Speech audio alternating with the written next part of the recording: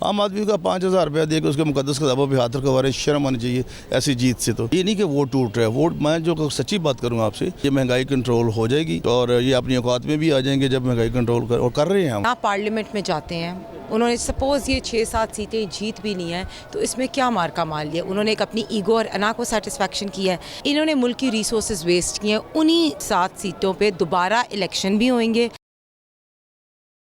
अस्सलाम वालेकुम नाज़रीन, मैं हूं आपका मेज़बान अली तारिक और आप देख रहे हैं टीवी टुडे डिजिटल। हमारे साथ मुस्लिम लीग नून के रहनुमा ताहिर खलील सिंधु साहब मौजूद हैं। सर, ज़िमनी इलेक्शन में पंजाब एक गढ़ समझा जाता था नून लीग का, सर ये क्या हो रहा है? 17 जुलाई वाला इलेक्शन देख लें, अभी देख लें, आपका वोट कहाँ टूट रहा है, क्या वजह क्या बन रही है? देखिए, वोट जो जहाँ पे भी हम हारे हैं ये 6 सीटें, वहाँ पे जो फ़र्क है सवाई फैसलाबाद के, वहाँ पे मतलब 19-20 हज़ार का फ़र्क है। 89,000 वोट आबशरी लिए, जो आबशरी ने लिए हैं। इसी तरह शिजरा मनसब ने 91,000 वोट लिए हैं।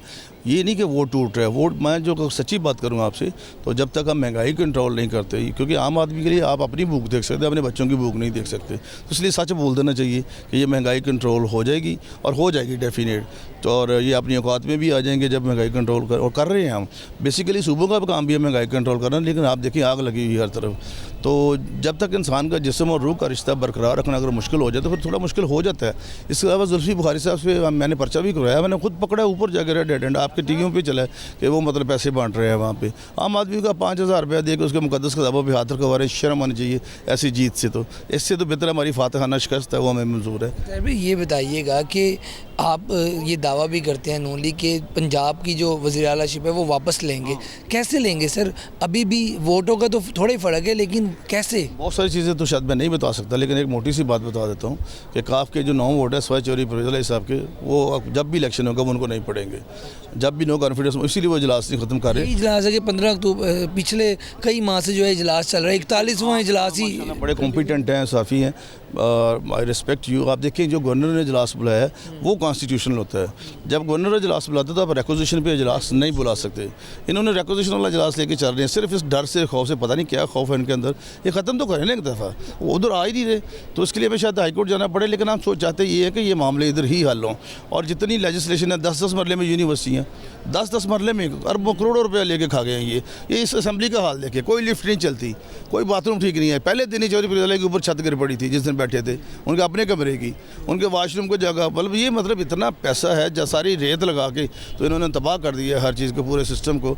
और ये वक्त है नैब को जवाब देना पड़ेगा इन सबको। वफाकी हुकूमत आपके पास है, कहीं ये तो महंगी नहीं पड़ गई? ये लेने के बाद जो है आपका वोट टूटा है, ये कहीं आप एज अ पर्सनल ये सोचते हैं, ये पार्टी के अंदर ये राय रखी जाती है? आपकी बात ये दुरुस्त है, 2 राय थी ये कि हुकूमत ली जाए या ना ली जाए। और जब मुक़्तदर क़ुव्वतें और जो लोग हमें जो इंटेलिजेंशिया है उन्होंने कहा कि मुल्क दिवालिया हो जाएगा, मुल्क डूब जाएगा, तो आप ये कुर्बानी दें, और हमारे हाथ और पाँव बांध के हमें समुद्र में फेंका गया, जो अगर सीधी बात करते हैं, और बचाने के लिए ताकि ये कहीं फैटफ में ना आ जाए, ये कहीं अपना दहशतगर्दी को ऐसे काम में ना आ जाए, इस वजह से ये सेक्रीफाइस की है।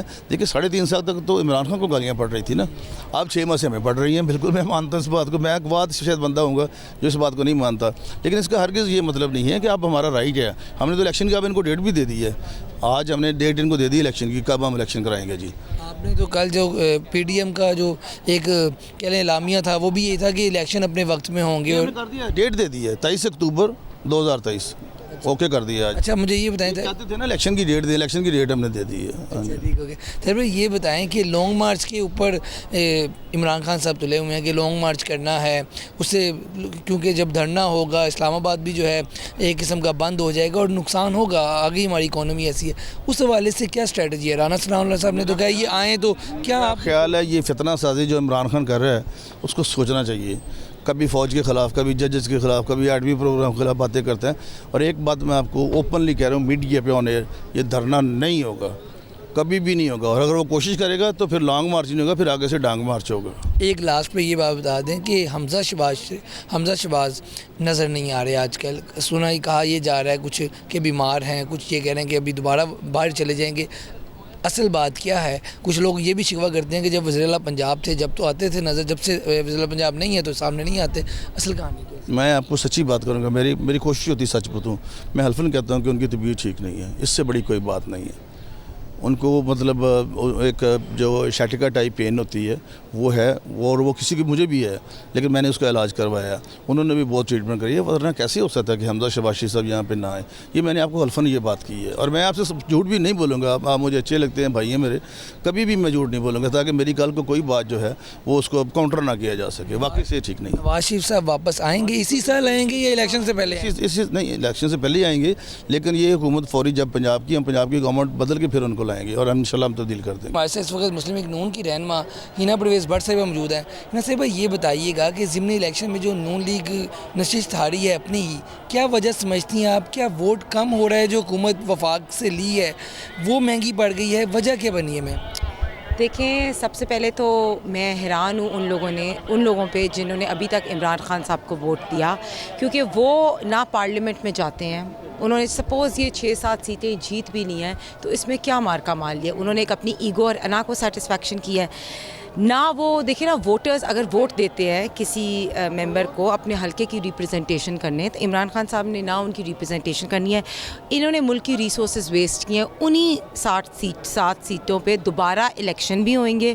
आपने रिसोर्स भी वेस्ट किया है, आपने अपनी अना को सेटिस्फेक्शन के लिए पैसे भी वेस्ट किए हैं, और ना आपने लोगों की वोट को रिप्रेजेंट करने जाना है, पहली चीज़। दूसरी बात, अगर हम ये अभी जैसे ये लॉन्ग मार्च के अंदर बात करें, ये अभी धरने से जब ये करने की कोशिश करेंगे, नाकामयाब होएंगे, उसके बाद फिर क्या होएगा? फिर इनकी सीटें नेशनल असेंबली में 8 सीटें कम होंगी।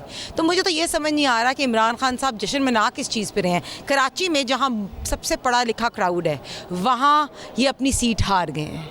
इसी तरह आप देखें, मूसा गिलानी ने इनको शिकस्त दी, जहां इन्होंने, और मूसा गिलानी ने ना सिर्फ शाह महमूद कुरैशी को बल्कि मेहरबानों को भी दी।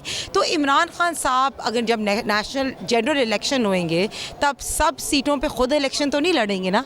जब जनरल इलेक्शन होंगे और कोई कैंडिडेट खड़ा होएगा, तब 40% ऑफ द वोट और more than that 50% of the vote is dependent on the candidate.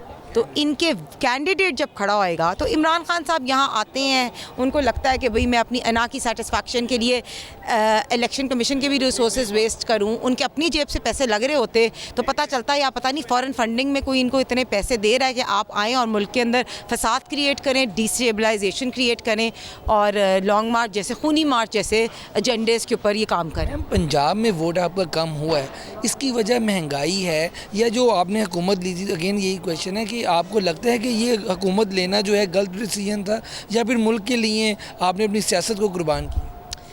देखें, पाकिस्तान मुस्लिम लीग नून हमेशा मुल्क के लिए अपनी सियासत कुर्बान करेगी भी और करती भी रही है। और आपने मियां नवाज शरीफ साहब को देखा कि उन्होंने कई दफ़ा मुल्क बचाने के लिए अपनी सियासत भी कुर्बान की।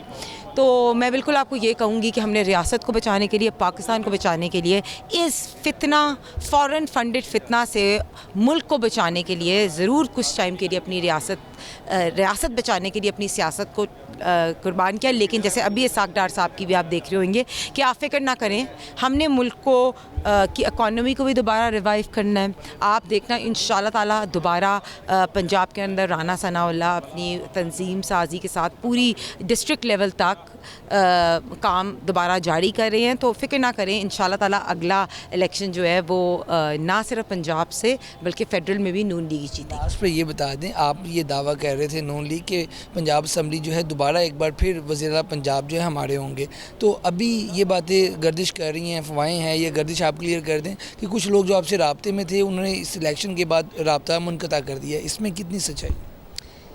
देखें, जो पंजाब के हकीकी वारिस हैं, जो एक्चुअली पंजाब को रूल करना जानते हैं, और जिस तरह आपने देखा कि ख़ादमे आला पंजाब शहबाज शरीफ साहब ने भी और PMLN ने उनके टाइम पे किस तरह मुल्क में तरक्की हुई। तो लेट्स सी, होप सा हाय, इंशाल्लाह ताला बहुत जल्द आपको गुड न्यूज़ दें। Thank you ma'am, thank you so much. जी बिल्कुल, आपने गुफ्तगू सुनी हिना परवेज़ भट्ट साहिबा की, और इससे पहले ताहिर खलील संधू साहब की आपने गुफ्तगू सुनी। नून लीग जो है वो ये दावे कर रही है कि जो वोट हमारा टूटा है वो नो डाउट महंगाई एक बहुत बड़ी वजह है, और आगे आने वाले जो इलेक्शन हैं हम ये चीज़ों पे काम करके जो है दोबारा इलेक्शन जो है विन करेंगे। आज की वीडियो के साथ मुझे दें इजाज़त, अल्लाह हाफिज़।